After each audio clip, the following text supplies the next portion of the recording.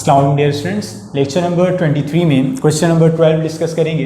Question number 12 में आपसे कहा गया है find the coordinates of the incentre of the triangle whose angular points are this. ये तीन एंगुलर पॉइंट्स के लिए या वर्टिसेस के लिए एक ही बात है। इस ट्राइंगल के जिसके एंगुलर पॉइंट्स ये हैं, आपने इसके इन सेंटर के कोऑर्डिनेट्स आपने मालूम करना है। इन सेंटर किसे कहते हैं? हम इससे पहले प्रीवियस लेक्चर में देख चुके हैं कि एंगल बाइसेक्टर्स का इंटरसेक्शन पॉइंट इन सेंटर कहलाता है। उसी लेक्चर में हमने सेंट्रॉइड भी पढ़ा था, उसी लेक्चर में हमने ऑर्थो सेंटर भी पढ़ा था, उसमें फिर हमने फॉर्मूले भी पढ़े थे इन सेंटर के।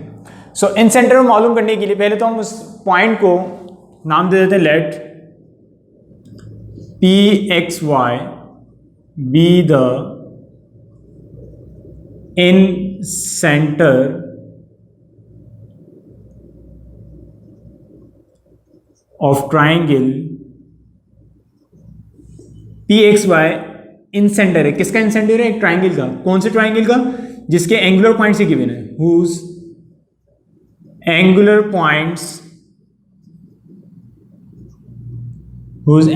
Points are A 2,8 B 8,2 and C 9,9 respectively. आपने इन सेंटर मालूम करना है, जिसको आपने क्या कह दिया PXY। एक ट्राइंगल का इन सेंटर मालूम करना है। कौन सा ट्राइंगल? जिसके एंगुलर पॉइंट्स ही हैं A B C। अब जो इन सेंटर का फॉर्मूला होता है, उसमें फॉर्मूला हम देखते हैं PX, Y equals to P AX1 plus BX2 plus CX3 upon A plus B plus C, comma AY1 plus BY2 plus CY3 upon A plus B plus C। So इसमें X1, Y1, X2, Y2, X3, Y3 तो हमें and points हैं, वो हमें पता है।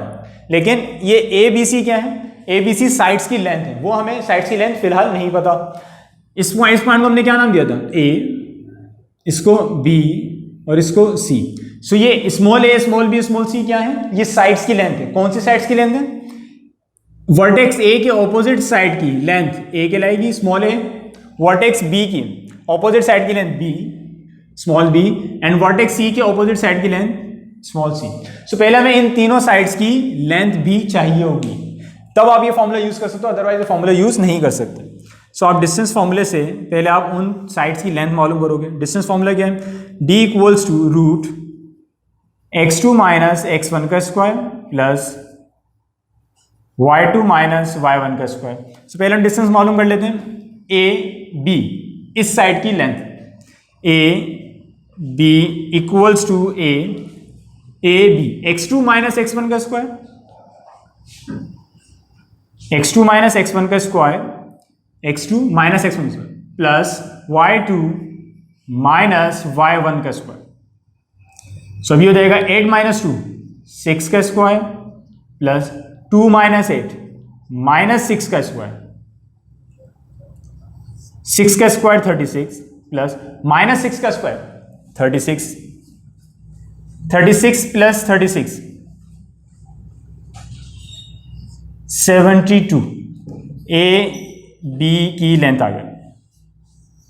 ए B की length को आपने क्या कहा था? ए बी की लेंथ को सी। सो सी की वैल्यू रूट 72 आ गई। रूट 72 का अगर आप कैलकुलेटर में सॉल्व करो, सो ये आपके पास कैलकुलेटर में आंसर देगा 6 रूट 2। कैलकुलेटर में जब आप 72 का रूट फाइंड करोगे, सो क्या आएगा? 6 रूट 2। सी लेंथ आ गई। अब हम इसी तरह ए और बी की लेंथ भी मालूम करेंगे। ए साइड की लेंथ, कौन सी साइड की लेंथ है? B C. So B C की लेंथ मालूम है। बी सी x2 माइनस x1 का square plus y2 minus y1 का स्क्वायर, 9 माइनस 8 माइनस 1 का स्क्वायर प्लस 9 माइनस 2 7 का स्क्वायर, माइनस 1 का स्क्वायर 1 प्लस 7 का स्क्वायर 49, 49 प्लस 1 50। इस 50 का जब आप रूट फाइंड करोगे कैलकुलेटर से, सो आपके पास आ जाएगा 5 रूट 2। इस बी सी साइड की लेंथ को आपने क्या कहा है, ए, सो ए की वैल्यू आपके पास क्या आ गई, 5√2। ना अब कौन सी साइड रह गई है, ए सी। ए सी की साइड की लेंथ आपने मालूम है, ए सी, सो x2 माइनस x1 का स्क्वायर, 9 माइनस 2 का स्क्वायर, y2 माइनस y1 का स्क्वायर, 9 माइनस 8 का स्क्वायर, 9 माइनस 2 7 का स्क्वायर, प्लस 9 माइनस 8 1 का स्क्वायर, 7 का स्क्वायर 49, 1 का स्क्वायर 1, 49 प्लस 1 50। अगेन जब आप रूट ऑफ 50 फाइंड करोगे कैलकुलेटर से, तो आपके पास आंसर आएगा 5√2। ए से लेके सी तक की ये लेंथ आ गई। ए से लेके सी तक की लेंथ को, ए सी की साइड की लेंथ को क्या कहा, बी, सो बी की वैल्यू आपके पास आ गई 5√2। अब आपके पास इस फॉर्मूले को यूज करने के लिए ए बी सी की वैल्यूज पता है। सी की वैल्यू ये 6√2, ए की वैल्यू 5√2, बी की वैल्यू 5√2। ए बी सी की वैल्यूज भी पता लग गई। और ये x1 y1 x2 y2 x3 y3 क्या है, ये ट्राइंगल के एंगुलर पॉइंट्स। सो हम सिंपल इन वैल्यूज को इस फॉर्मूले में पुट करेंगे। So P x, y equals to P A की वैल्यू क्या है 5√2, ए के साथ x1 मल्टीप्लाई हो रहा है, x1 की वैल्यू 2 प्लस बी की वैल्यू 5√2, बी के साथ क्या मल्टीप्लाई हो रहा है, x2 इज 8 प्लस dx2 हो गया, प्लस सी की वैल्यू 6√2, सी के साथ क्या है x3 की value 9 divided by a plus B plus C. A की वैल्यू अगेन 5√2, बी की वैल्यू 5√2 और सी की वैल्यू 6√2, कॉमा ए की value again a is 5√2, y1 is 8 plus b की वैल्यू 5√2, ये b की वैल्यू 5√2, b के साथ क्या है y2 की वैल्यू इज 2 प्लस सी की value 6√2, y3 is 9 whole divided by a plus B plus C. Simple हमने फॉर्मूले में वैल्यूज पुट करी हैं। अगेन आप सुने, ए की वैल्यू 5√2, बी की वैल्यू 5√2, सी की वैल्यू 6√2। जहां जहां ए बी सी था मैंने ए बी सी की वैल्यूज पुट कर दी। ये x1 y1 x2 y2 x3 y3। Simple इस फॉर्मूले में हमने A B C x1 y1 x2 y2 और x3 y3 की वैल्यूज पुट करी। अब हम इसको सिंप्लीफाई करेंगे। नाउ p, ये √2 मीन्स 2 के ऊपर पावर हाफ है। इट मीन्स कोई भी बाहर वाली वैल्यूज 2 से मल्टीप्लाई नहीं हो सकती जब तक कि पावर खत्म ना हो। सो जो मल्टीप्लाई होंगी वैल्यूज वो 5 से 2 मल्टीप्लाई होगा, ये √2 मल्टीप्लाई नहीं होगा, ये एज इट इज आएगा। 5 टाइम्स 2 10√2। सिमिलरली 5 टाइम्स 8 40, ये √2 as it is. Similarly 6 times 9 54√2। 5 times √2 plus 5 times √2 plus 6 times √2। इसको आप, इस बात को आप इस तरह समझें कि लेट सपोज मेरे पास जो है वैल्यूज हैं वो कुछ इस तरह से हैं। 5x plus 5x plus 6x। इसको जब हम ऐड करेंगे तो देखें x सब में सेम है, x सब में सेम है। यहां पर क्या सेम है, √2 सब में सेम है। सो 5x plus 5x plus 5x, ये हो जाएगा 10x plus 6x 16x।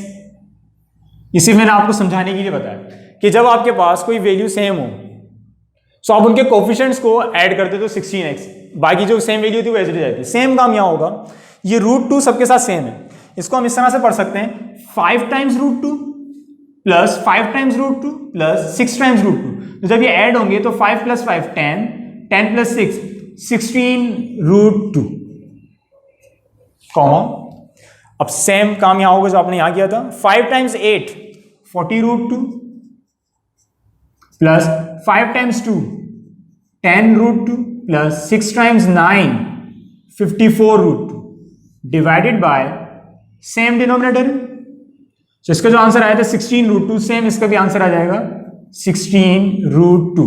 5 times √2 plus 5 times √2 plus 6 times √2, 5 plus 5 10 plus 6 16√2। अब सिमिलरली जिस तरह हमने डिनोमिनेटर में एडिशन की है √2 वाली वैल्यूज को, सेम काम अब न्यूमिनेटर में होगा। 10 times √2 plus 40 times √2 plus 54 times √2। So 10 plus 40 50, 50 plus 54 104।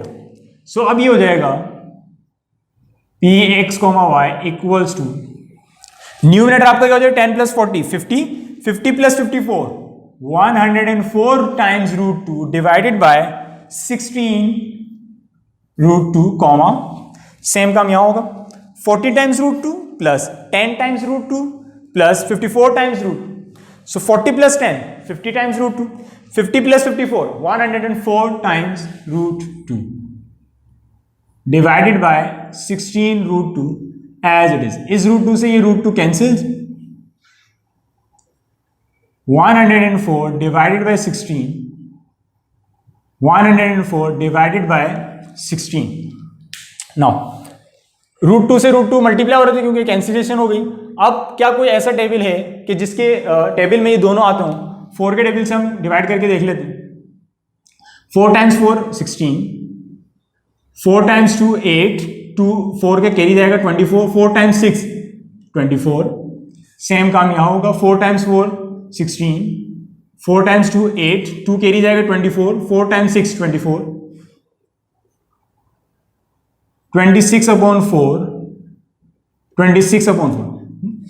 Further cancellation हो रही है, सो हम मजीद कैंसिलेशन करेंगे। 2 के टेबल से अब ये कैंसिलेशन होगी। 2 times 2 4, 2 times 13 is 26, 2 times 2 4, 2 times 13 is 26। So P के कोऑर्डिनेट्स, इन सेंटर के कोऑर्डिनेट्स 13/2, 13/2 आ। सो ये वो इन सेंटर के कोऑर्डिनेट्स जो आपको फाइंड करने के लिए कहा गया था। आपसे एक ट्राइंगल के इन सेंटर फाइंड करने के लिए कहा गया था जिसके एंगुलर पॉइंट्स ये गिवन थे। इन एंगुलर पॉइंट्स के थ्रू हमने पहले इन साइड्स की लेंथ निकाली डिस्टेंस फार्मूले के, ABC की वैल्यूज आई, देन हमने इस फॉर्मूले में वैल्यूज पुट कर दी ABC x1 y1 x2 y2 x3 y3। Then simplification के बाद आपके पास इन सेंटर का आंसर आ गया। इंशाल्लाह हम नेक्स्ट लेक्चर में फर्दर क्वेश्चन डिस्कस करेंगे।